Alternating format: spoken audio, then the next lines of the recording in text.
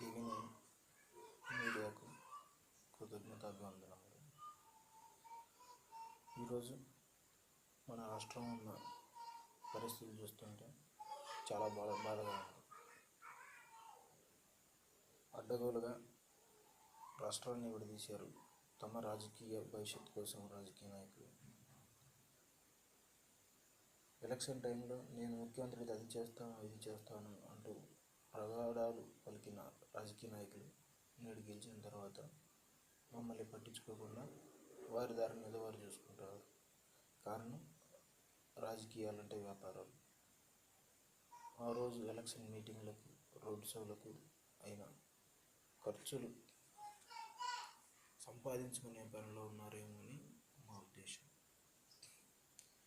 చంద్రబాబు నాయుడు గారు తాము అధికారంలోకి వచ్చిన తర్వాత ప్రతి నిరుద్యోగికి ఒక ఉద్యోగాన్ని ఇస్తాము, అలా ఉద్యోగం వచ్చేంత వరకు నిరుద్యోగ భృతిని ప్రతి నెల నిరుద్యోగులకు అందిస్తామని చెప్పారు. కానీ ఇప్పటిదాకా దాని గురించి ప్రస్తావన రాలేదు, దాని గురించి అడిగేవారు లేరు.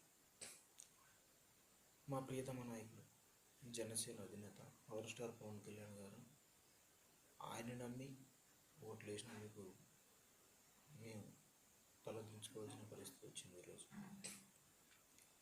పవన్ కళ్యాణ్ గారు చాలా ముక్కుసూటిగా వెళ్ళే వ్యక్తి. నాడు ప్రశ్నిస్తాను అన్నారు. ఈరోజు ప్రభుత్వం ఎలాంటి స్థితిలో ఉందంటే కనీసం ఉద్యోగాలకు ఒక నోటిఫికేషన్ రిలీజ్ చేయలేదు. అడ్డగోలుగా కొన్ని వేల ఎకరాలు రాజధాని కోసం సేకరించి వాటిని యోగా గురువులకు వాళ్ళకి వీళ్ళకి దారాదత్తం చేస్తున్నారు. మేము స్ట్రైట్గా అడిగేది ఒకటే, చంద్రబాబు నాయుడు గారు ఎవరో మాకు అవసరం, ఆయన ముఖ్యమంత్రి జస్ట్ అంతే. మేము పవన్ కళ్యాణ్ గారిని ప్రశ్నిస్తున్నాం, సార్ ఏం చేస్తున్నారు మీరు? ఇదంతా జరుగుతుంటే ఇంట్లో ఖాళీ కూర్చున్నారా?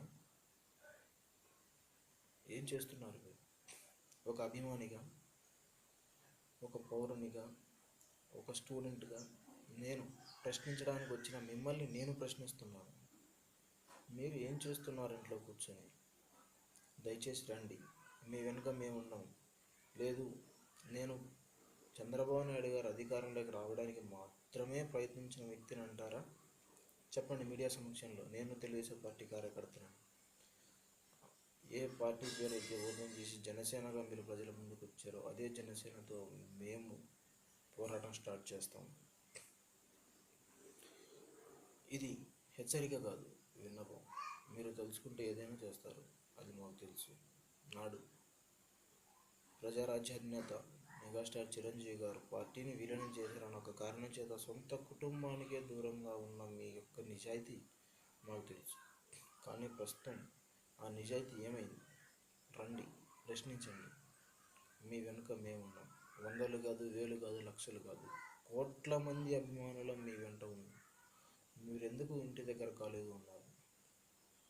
నాయకుడు అంటే జనంతో పాటు నడిచేవాడు కాదు, జనం కంటే 4 అడుగులు ముందుండేవాడు అని మీ ప్రియతమ కవి చెప్పిన మాటలు నిజమైతే మీరు మా ముందు 4 అడుగులు కాదు, కేవలం 40 అడుగుల ముందున్న జస్ట్ మీరు మీడియా ముందుకు వచ్చి ఒక్క విన్నపం ఇచ్చి ప్రశ్నించండి. మీ తరఫున మేము పోరాడతాం. దయచేసి please power star Pawan Kalyan గారు, ప్లీజ్ మీరు పోరాడండి, ప్రశ్నించండి. నాడిచ్చిన హామీలు ఏమయ్యాయి? మా ఉద్యోగాలు ఏంటి? మా పరిస్థితి ఏంటి? నేటి విద్యార్థులే రేపటి పౌరులు అన్నారు, కానీ నేటి విద్యార్థులే రేపటి దోపిడీదారులు, దొంగలు, దౌర్జన్యాధిపతులు ఇలా అవుతున్నారు. కారణం ఉద్యోగాలు లేకపోవడం. దయచేసి మేము మిమ్మల్ని అడిగేది ఒకటే, నిరుద్యోగాన్ని తరిమికొట్టి అందరినీ ఉద్యోగవంతుల్ని చేయండి. లేదా సెల్ఫ్ ఎంప్లాయ్మెంట్ ద్వారా గవర్నమెంట్ ఒక ప్రత్యేక ప్యాకేజీని ఏర్పాటు చేసి ప్రతి ఒక్కరూ లైఫ్లో సెటిల్ అయ్యేలా చూడండి ప్లీజ్. వాట్సాప్ ద్వారా మా విన్నపాన్ని మీడియా ద్వారా ప్రజలకు తెలియజేయడానికి అవకాశం ఇచ్చిన TV9 బృందానికి కృతజ్ఞతాభివందనములు. ఇంతకుముందు మేము ABN ఆంధ్రజ్యోతికి కూడా ఒకసారి అడగడం జరిగింది. దయచేసి మీడియా ప్రజలతో మాట్లాడండి, నాయకులతో కాదు.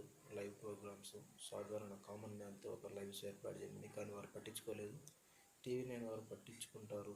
దీని గురించి ప్రజలకు తీసుకెళ్తారని భావిస్తూ నమస్కారం.